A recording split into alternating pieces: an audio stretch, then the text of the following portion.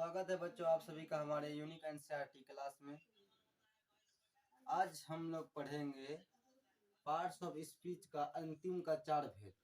इससे पिछले कक्षा में मैंने बच्चों पार्ट्स ऑफ स्पीच के 4 भेद को आप लोगों को पढ़ा दिया है और हम अभी पढ़ने वाले हैं और जो बचा हुआ है बच्चों हम लोग का 4 भेद। तो चलिए बच्चों हम लोग पढ़ते हैं। सबसे पहले तो बच्चों हम लोग का जो 4 भेद जो बच्चों हो चुका है, तो 5वां बच्चों हम लोग का हो जाएगा एडवर्ब। क्या हो जाएगा बच्चों? एडवर्ब हो जाएगा बच्चों। और इसका हिंदी होता है बच्चों क्रिया विशेषण। क्या होता है बच्चों? क्रिया विशेषण इसका हिंदी होता है। अब देखिए अब हम लोग क्या पढ़ेंगे, क्रिया विशेषण के बारे में हम लोग पढ़ेंगे।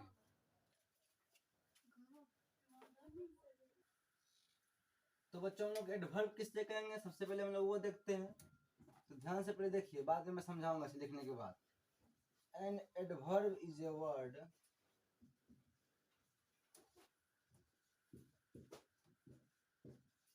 which is used to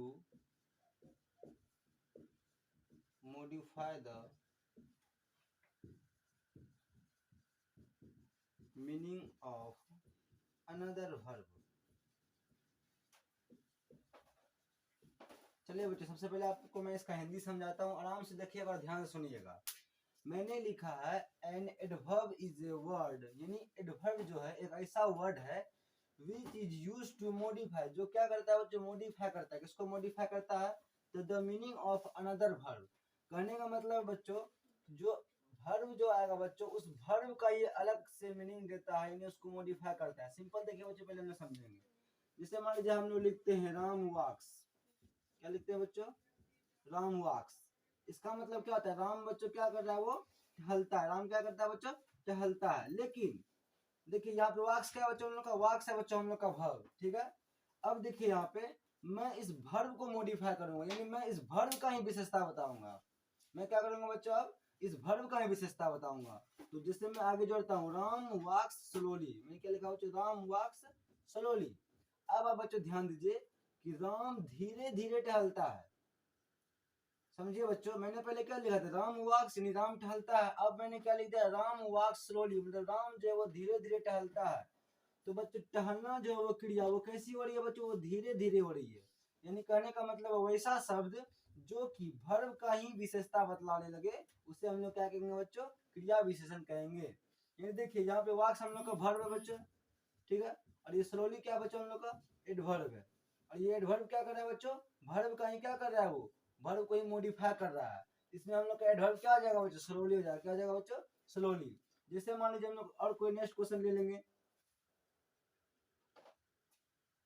जैसे मान लीजिए मैंने अब ले लिया यहाँ पे बच्चों, एक अलग से देता हूँ मैं आपको, स्लोली हो जाएगा बच्चों। फिर जैसे हवा मंद मंद बहती है बच्चों, ठीक है। द वाइंड इज, जिससे बच्चों हवा मंद मंद बहती है उसका बच्चों हो जाएगा बच्चों द वाइंड इज फ्लोइंग बच्चों स्लोली। उसका बच्चों और कुछ हो जाएगा। जैसे मान लीजिए स्लोली हो गया बच्चों आपका फास्टर हो गया। जैसे राम तेज दौड़ता है। राम दौड़ता है बच्चों, कैसे दौड़ता है? राम तेज दौड़ता है। जैसे Ram is running, Ram is running. जैसे मान लीजिए राम बच्चों दौड़ रहा है। राम क्या कर रहा है? राम दौड़ रहा है। कैसे दौड़ रहा है बच्चों? वो नहीं दिया हुआ है, हम लोग लिखेंगे उसके बारे में। तो Ram is running very fast, Ram is running very fast. कहने का मतलब है बच्चों कि वैसा शब्द आ गया जो कि क्या किया?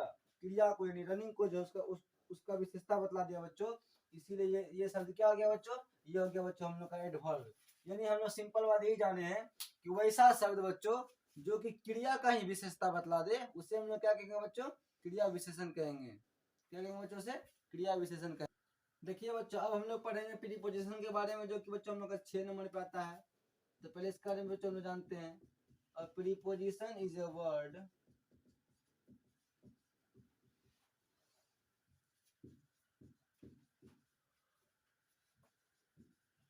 which is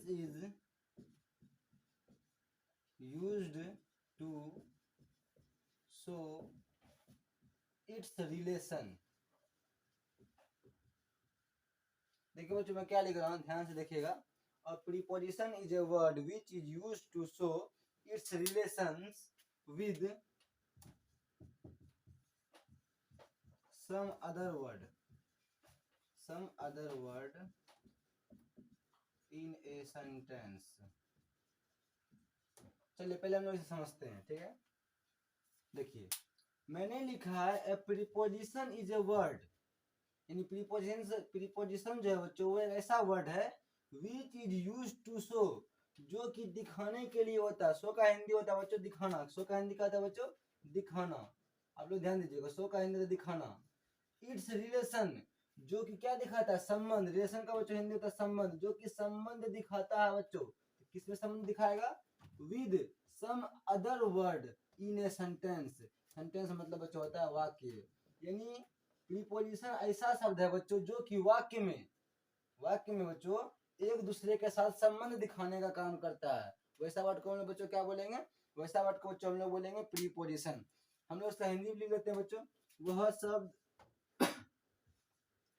इसका हिंदी हो जाएगा बच्चों प्रीपोजिशन इज ए वर्ड, यानी प्रीपोजिशन बच्चों एक ऐसा शब्द है, तो वह शब्द जो वाक्य में, वह शब्द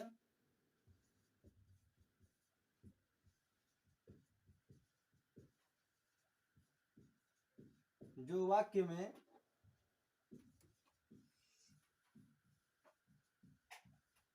किसी अन्य शब्द के साथ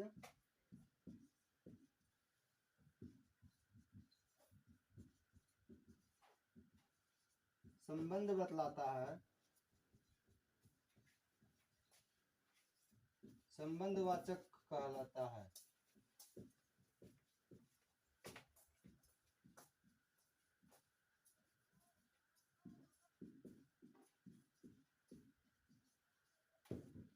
ध्यान दीजिए बच्चों, मैंने क्या लिखा है कि वह शब्द जो एक वाक्य हो रहेगा, ठीक है बच्चों, एक अनेक वाक्य भी हो सकता है, लेकिन उन सभी को जो एक दूसरे से संबंध जोड़ दे। जैसे मान लीजिए कि बिल्ली टेबल पर है बच्चों, पहले हम लोग हिंदी में देख लेते हैं। मान लीजिए बिल्ली कहाँ पर है बच्चों, तो बिल्ली टेबल पर है, बिल्ली टेबल पर है। अच्छा बच्चों अब ये ध्यान दीजिए, तो बिल्ली भी शब्द है बच्चों, टेबल भी शब्द है, पर भी शब्द है, और भी एक शब्द है। अब आप ध्यान दीजिए, बिल्ली और टेबल, बिल्ली कहाँ पर है बच्चों, वो टेबल पर है। तो हमको मालूम कैसे चल रहा है बिल्ली टेबल पर, इसको जोड़ कौन रहा है, तो जोड़ने में शब्द क्यों यहाँ पर है, कौन है बच्चों पर, यानी हमको जो है बिल्ली टेबल पर है, पर जो बच्चों ये शब्द वो क्या करता है, टेबल और बिल्ली को जोड़ देता है।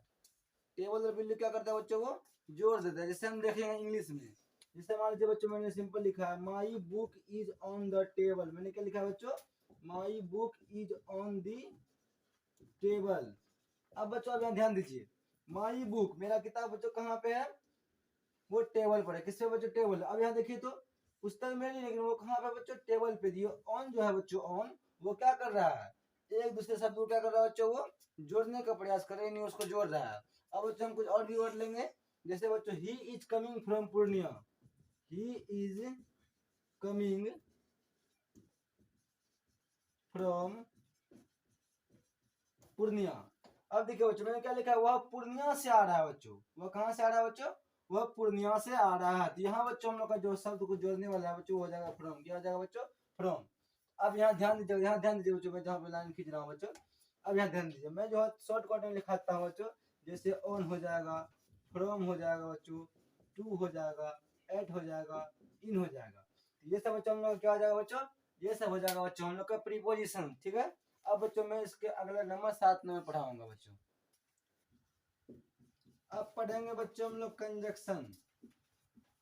कंजक्शन का बच्चों हिंदी होता है समुच्चयवाचक। क्या होता है बच्चों, आप लोगों को मैं हिंदी पहले ही लिखा दिया हूँ, समुच्चयवाचक।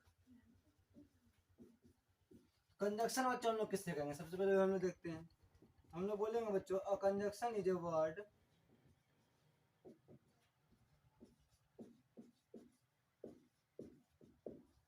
which is used to join two words or two sentences, two sentences। अब बच्चों यहाँ ध्यान दीजिए, आप सिंपल देखिए, बिल्कुल आसान है, बिल्कुल मैं आसान शब्द में समझा दूंगा आपको। अ कंजक्शन इज ए वर्ड, यानी कंजक्शन एक ऐसा शब्द है बच्चों which is used to join, जो कि जोड़ने का काम करता है। ज्वाइन मतलब बच्चों जोड़ना, ज्वाइन मतलब जोड़ना, जो कि जोड़ने का काम करता है। क्या बच्चों, तो टू वर्ड्स यानी दो शब्दों को और मतलब बच्चों होता है या टू सेंटेंसेस, सेंटेंसेस मतलब होता है बच्चों वाक्य, ठीक है। कहने का मतलब है कंजक्शन एक ऐसा शब्द है बच्चों जो कि दो को शब्द को यानी दो शब्द को आपस में ये जोड़ देगा, ठीक है बच्चों, और दो वाक्य को भी आपस में जोड़ करके एक कर सकता है। सिंपल करने का मतलब बच्चों हमें देखेंगे अभी मैं आपको इसको एग्जांपल देता हूँ, आप ध्यान से देखिएगा। जैसे मैंने लिखा है, मैंने क्या लिखा बच्चों, राम, मैंने क्या लिखा बच्चों, Ram and Shyam are friends.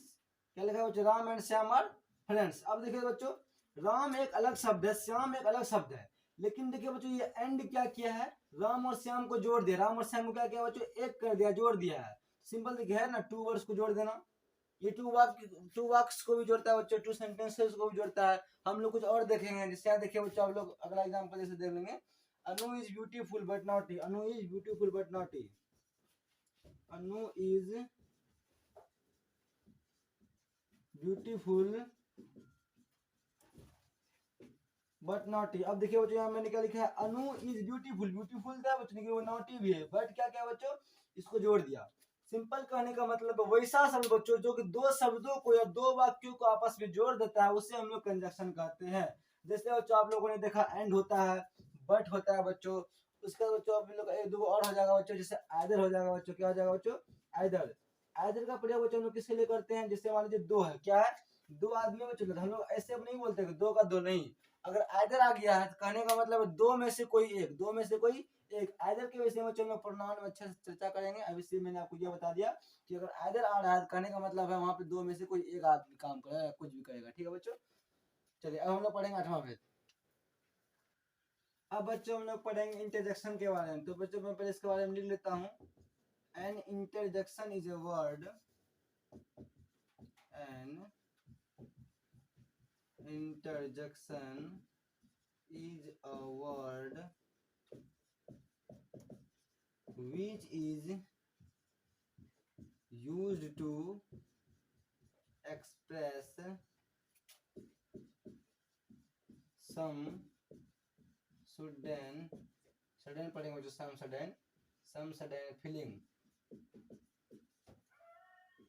और emotions of the heart। देखो जो मैंने क्या लिखा, an interjection is a word, यानी इंटरजेक्शन बच्चों एक ऐसा शब्द है which is used to express, express मतलब होता है बच्चों व्यक्त करना, एक्सप्रेस का हिंदी क्या होता है बच्चों, व्यक्त करना। यानी इंटरजेक्शन जो है बच्चों एक ऐसा शब्द जो कि व्यक्त करता है, क्या व्यक्त करता है बच्चों, सम सडन, सडन मतलब बच्चों अचानक, क्या होता है बच्चों, अचानक, सडन मतलब बच्चों क्या होता है, अचानक। फीलिंग, फीलिंग मतलब बच्चों महसूस बच्चों, यानी कोई भावना बच्चों, क्या होगा बच्चों, फीलिंग मतलब महसूस करना, यहाँ पे आ जाएगा बच्चों भावना, क्या आ जाएगा बच्चों, भावना यानी, और इमोशंस, इमोशन जानते हैं बच्चों आप लोग। तो an interjection is a word which is used to some sudden feeling और इमोशंस ऑफ द हार्ट। कहने का मतलब बच्चों इंटरजेक्शन एक ऐसा शब्द है जो कि अचानक, सडन मतलब बच्चों अचानक, अचानक दिल की भावनाओं को, दिल की इमोशंस को, दिल की फीलिंग को व्यक्त करता है, उससे हम लोग क्या कहेंगे बच्चों, इंटरजेक्शन कहेंगे। जैसे बच्चों आप देख लीजिए, मैं उदाहरण समझा देता हूँ, मैं बच्चों हिंदी लिख दूं, चलिए मैं इसका हिंदी लिख देता हूँ। वह शब्द जिसके द्वारा, आप नोट कर लीजिए इसे, वह शब्द जिसके द्वारा अचानक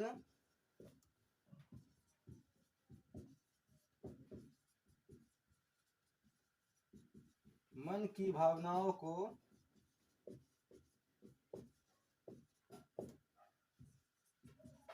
व्यक्त किया जाता है, उसे बच्चों हम लोग क्या कहते हैं, इंटरजेक्शन कहते हैं बच्चों, क्या कहते हैं, इंटरजेक्शन कहते हैं। समझिए मुझे, तो ये तो बिल्कुल बच्चों आसान है, सिंपल बात है। अगर हम अपने मन की भावना को डायरेक्ट प्रकट करेंगे बच्चों, कुछ भी फीलिंग हो या कुछ खुशी का चीज हो या कुछ दुखी का चीज हो, तो उसे हम लोग प्रकट कर देंगे, उसे हम लोग कहेंगे इंटरजेक्शन कहेंगे। जैसे बच्चों मैं आपको इसका एग्जांपल दिखा देता हूँ, एग्जांपल बच्चों यहाँ देखेगा इसका बच्चों, देखिए जैसे मतलब हम लोग बोलते हैं ना बच्चों हिंदी में, वाह आज हम लोगों ने मैच जीत लिया, जिस और भी बोलते हैं छी छी कितनी गंदी स्माइल आ रही है, उससे हम लोग बच्चों हिंदी में देख लेते हैं। जैसे मान लीजिए हम लोगों ने मैच जीता, हम लोग बच्चों क्या बोलेंगे, हुर्रा, हुर्रे बोलते हैं बच्चों, HURRAH, हुर्रे, क्या बोलते हैं बच्चों, हुर्रे, हुर्रे बोलते हैं बच्चों, हुर्रे। इसका ये बच्चों चिन्ह हो जाएगा विस्मयादिबोधक का, हम लोग क्या बोल देंगे बच्चों, we have won the match. क्या बोल देंगे बच्चों हम लोग, we have won the match. जैसे बच्चों हम लोग और कुछ बोलना है, बोल देंगे ओह, बोलते बच्चों हम लोग ओह यू आर इंजर्ड, मतलब ओह आप घायल हो गए हैं, यू आर इंजर्ड। सिंपल बच्चों देखिए, मैं आपको कुछ ऐसा वर्ड देता हूँ, सिंपल देखिए, ओ हो गया, हुर्री हो गया, अलास हो जाएगा, क्या हो जाएगा बच्चों, अलास। एक और बच्चों हम लोग दे देंगे, यहाँ देखिएगा, मैं खत्म करने वाला क्लास को, इसलिए बच्चों मैं यहाँ लिख रहा हूँ। जैसे मान लीजिए बच्चों मैंने लिखा फाई फाई, क्या लिखा मैंने बच्चों, फाई फाई। फाई फाई का मतलब होता है बच्चों छी छी, क्या होता है बच्चों, छी छी बच्चों, जो कि हम लोग गलत, मतलब किसी चीज को अगर बच्चों हम लोग गलत स्मेल कर लेते हैं, मतलब खराब स्मेल आती है, तो हम लोग बोलते हैं छी छी कितनी गंदी बदबू आ रही है। हम लोग क्या बोलेंगे बच्चों उसको, fie fie what a smell, what a smell, fie fie what a smell, what a smell, मतलब छी छी कितनी गंदी बदबू आ रही है बच्चों, ठीक है। कहने का बच्चों सिंपल मतलब है, इंटरजेक्शन बच्चों हम लोग उसी को कहेंगे जिसके द्वारा हम अपने मन की भावनाओं को अचानक व्यक्त कर देंगे। जैसे हम लोगों ने बच्चों देखेगा आप लोग, जैसे हम लोग मैच जीत गए, ठीक है, हम लोग खुशी से बोल पड़ते हो वह हम लोगों ने आज मैच जीत लिया, उसी प्रकार इंग्लिश में बोलेंगे बच्चों, hurray we have won the match. जैसे मान लीजिए बच्चों बगल में डस्टबिन पड़ी है, कुछ गंदी स्मेल आ रही है, हम लोग क्या बोलते हैं, छी छी कितना खराब बदबू आ रही है, वही हम लोग बोलते हैं बच्चों fie fie what a smell, ठीक है बच्चों। जैसे मान लीजिए बच्चों कोई घायल हो गया, किसी एक्सीडेंट में, हम लोग क्या बोलते हैं, ओह क्या हो गया आपको, वही हम लोग बच्चों इंग्लिश में बोलेंगे, ओह यू आर इंजर्ड, यानी आप घायल हो गए, दुखी की बात है बच्चों। यहाँ पे देखिए यहाँ खुशी प्रकट हो रहा है, दुखी प्रकट हो रहा है, कहने का मतलब बच्चों मन की भावनाओं को, चाहे वो सुख का हो या चाहे दुख का हो, अगर वो मन की भावनाओं को प्रकट करता है तो वो कौन सा शब्द होगा बच्चों, वो शब्द हो जाएगा बच्चों हम लोग का इंटरजेक्शन। अब देखिए बच्चों हम लोग का 8वां भेद हो चुका है, ठीक है, हम लोगों ने पढ़ा था पार्ट्स ऑफ स्पीच के 8 भेद होते हैं, ठीक है बच्चों, जिसे मैंने 2 क्लास में खत्म कर दिया है, आज बच्चों ये खत्म हो गया। अब देखिए बच्चों मैंने आप लोग को बोला था मैं एक एक करके सबके बारे में संपूर्ण जानकारी दूंगा, तो मैंने 8 का तो सिर्फ अभी तक बच्चों से उसके बारे में जाना है, अब मैं इसके बारे में 8 के बारे में आप लोग को पूरे पूरे पढ़ाऊंगा। तो सबसे पहले बच्चों हम लोग का क्या नाउन है बच्चों, हम लोग नाउन के बारे में सब कुछ पढ़ेंगे, नाउन किसे कहते हैं, नाउन में कितने भेद होते हैं, case of noun, number of noun, gender of noun, बच्चों हम लोग सब कुछ पढ़ेंगे आगे की वीडियो में, ठीक है बच्चों। तो इस वीडियो में बच्चों इतना ही रहेगा। आप लोगों से एक निवेदन है कि चैनल को सब्सक्राइब कीजिए बच्चों, तथा वीडियो को लाइक कीजिए और अपने दोस्तों में वीडियो को शेयर कीजिए, ताकि उन लोगों को इंग्लिश ग्रामर की अच्छी जानकारी मिल सके।